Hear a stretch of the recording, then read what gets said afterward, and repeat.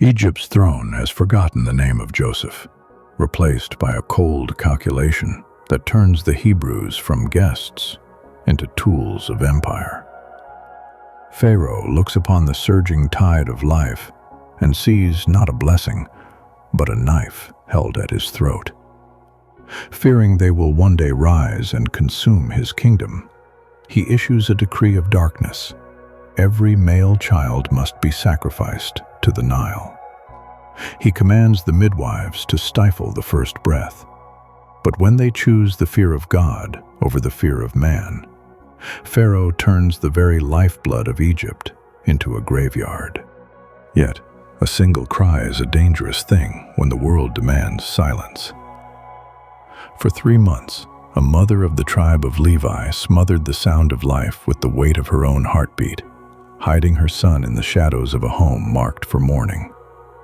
When the secret could no longer be kept, she did not surrender him to the blade. She gathered papyrus reeds, weaving a tiny ark with hands that trembled. She sealed the cracks with bitumen and pitch to keep the water at bay, placing the basket in the tall, whispering grass of the riverbank. Then came the rustle of royal linen. The daughter of the tyrant descended to wash in the very waters intended to be the Hebrews' grave. She saw the basket and heard the weeping.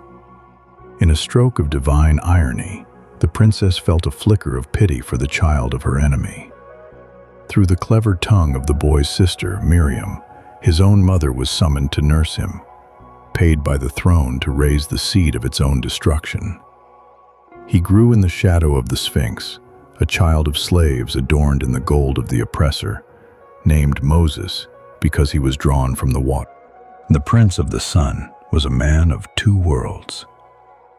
One afternoon, the gold of the palace felt like lead, and Moses walked among his kin. He saw an Egyptian lash a Hebrew, the crack of the whip striking bone, finally breaking the silence of his conscience. In a fever of clumsy justice, Moses struck and killed the oppressor. But the sand has eyes. When he tried to intervene in a quarrel between 2 Hebrews the next day, they spat at his feet. "Who made you our judge? Will you kill us as you killed the Egyptian?" Panic replaced his royal pride. Pharaoh drew his sword, and Moses fled across the burning wastes until he collapsed at a well in Midian. There he traded a scepter for a shepherd's staff, marrying Zipporah and beginning the long, quiet penance of tending sheep. For 40 years, Moses lived in the silence of the stones, a prince fading into the dust, until the mountain of Horeb began to wake. He saw it in the shadow of the peaks, a common acacia bush erupting into a roar of gold. The fire clung to the branches like a living garment, yet the wood remained untouched. As he stepped closer, a voice tore through the silence. "Moses! Moses!" The shepherd fell to his knees. "Take off your sandals," the voice commanded, "for the ground where you stand is holy." The God of the patriarchs had descended into the dirt, moved by the groaning of the slaves. Moses asked for a name to carry back to the captives, and the answer shattered his understanding. "I am who I am." Armed with a staff and a stuttering tongue, the fugitive returned to Egypt. Beside him stood his brother Aaron to serve as his voice. They stood before the living God of the Nile and declared, "The Lord God says, 'Let my people go.'" Pharaoh did not tremble. He laughed. "Who is this Lord that I should obey him?" To punish their insolence, he stopped providing straw for bricks while demanding the same tally. The people, crushed by the new workload, turned on Moses, cursing him for putting a sword in Pharaoh's hand. Moses and Aaron returned to the court. Aaron cast his staff upon the stone, and it transformed into a serpent. The court magicians mirrored the feat, but Aaron's serpent unhinged its jaw and swallowed the Egyptian snakes whole. Still, Pharaoh's heart remained a fortress of flint. Then the wounds began. Aaron struck the Nile, and the blue lifeblood of Egypt curdled into a suffocating crimson ichor. The fish died, and the people dug desperately for water that did not taste of iron.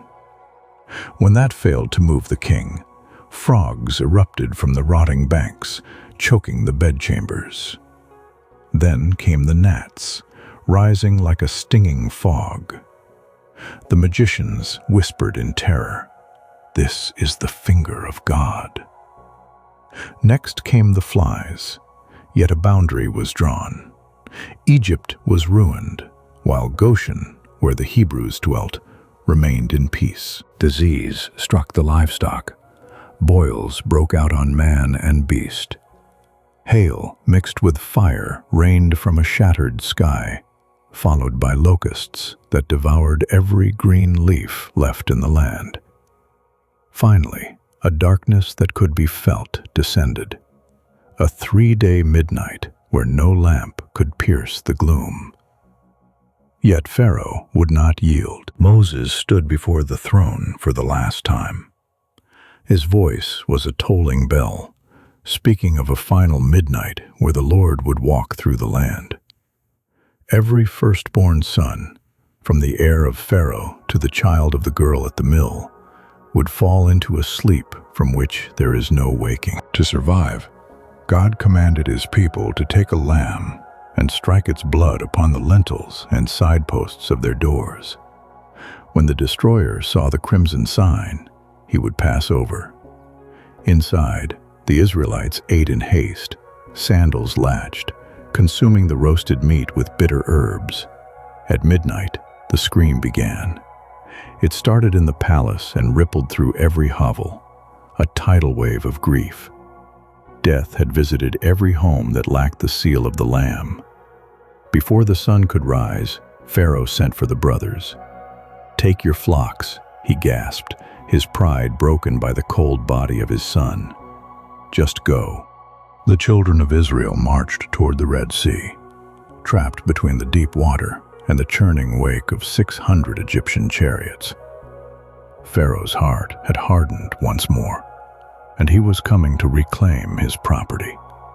The people cried out in terror, but Moses spoke with the gravity of eternity. "The Lord will fight for you. You have only to be still." As the Egyptian vanguard drew near, a pillar of cloud shifted to the rear, becoming a wall of shadow to the hunters and a pillar of fire to the prey. Moses stretched his staff over the abyss. All through the night, a fierce east wind tore at the sea, peeling back the depths. When the sun broke, a road of dry earth carved through the heart of the deep, flanked by towering walls of suspended water. Pharaoh gave the order to follow. Chariots thundered into the gap, but the mud began to reclaim the path. Bronze wheels buckled. As the last Israelite stepped onto the eastern shore, Moses raised his hand once more. With a roar that shook the foundations of the earth, the walls collapsed. The mountain of water fell upon the chariots, burying the pride of Egypt beneath a tomb of foam. The adrenaline of escape soon curdled into the dry rasp of thirst. For 3 days, they marched through a furnace of sand, finding only the bitter waters of Marah. When Moses threw a piece of wood into the brine, the water became sweet. When hunger bit, white flakes lay upon the ground like fallen frost. Manna, the bread of angels. When the wells ran dry at Horeb, Moses struck a rock, and water gushed from the flint like a river. They were a nation sustained by the impossible, led by a pillar of fire toward a jagged altar of granite. Sinai. The air at the foot of the mountain grew heavy with ozone. On the third morning, Sinai trembled, shaking like a leaf in a gale. A cloud, dark as midnight, descended, and from its heart, a supernatural trumpet blast vibrated through the marrow of their bones. God spoke, laying the foundations of a new world upon 10 pillars of law. No other gods, no murder, no stealing. Each word was a hammer blow against the spirit of Egypt. Terrified, the people shrank back, begging Moses to stand in the gap. Moses turned and walked upward, disappearing into the thick darkness and the searing light. Moses remained in the heart of the cloud for 40 days. In the valley below, the silence began to feel like the silence of a tomb. The people looked at the lightning-scarred summit and then at one another, their hearts adrift. They turned to Aaron with a frantic plea, "Make us gods. As for this Moses, we do not know what has become of him." Faith shattered into 1,000 pieces of Egyptian gold. Aaron commanded them to strip the jewelry from their ears, the very gold they had carried out of bondage. They watched as the metal melted into a white-hot river. Under Aaron's tool, the gold took the form of a bull, a mindless beast of the Nile. While God's finger was tracing the laws of life onto tablets of stone, his people were dancing in the shadow of a lie, returning to the guttural habits of their oppressors. When Moses descended, he saw the smoke of their altars. The rage that rose within him was the weight of a betrayal. In a single motion, he hurled the stone tablets to the earth, smashing the law before it could even be read. He ground the calf into dust, forced them to drink its bitterness, and stood at the gate with a terrifying question. Who is on the Lord's side? The dust of the calf settled, leaving the law in pieces, a shattered mirror of a broken promise. Yet God called Moses back into the heights. He climbed with 2 new slabs of stone, blank and heavy. This time, the Lord descended not with the fire of destruction, but with the whisper of mercy. He renewed the covenant man had discarded. When Moses finally descended, his skin radiated a blinding light, a physical mark of the weight of glory. So intense he had to veil his face to speak. From the recycled gold and the skills of their hands, the wanderers built a home for the holy. They crafted the tabernacle, a palace of curtains and skins. At its heart sat the Ark of the Covenant, a chest of acacia wood plated in pure gold. When the work was finished, the cloud of glory descended like a heavy cloak, filling the sanctuary with a presence so thick and holy that even Moses could not enter. The fire that had once burned in a solitary bush now burned in the center of the camp, a pillar of light resting over the dwelling of the Most High.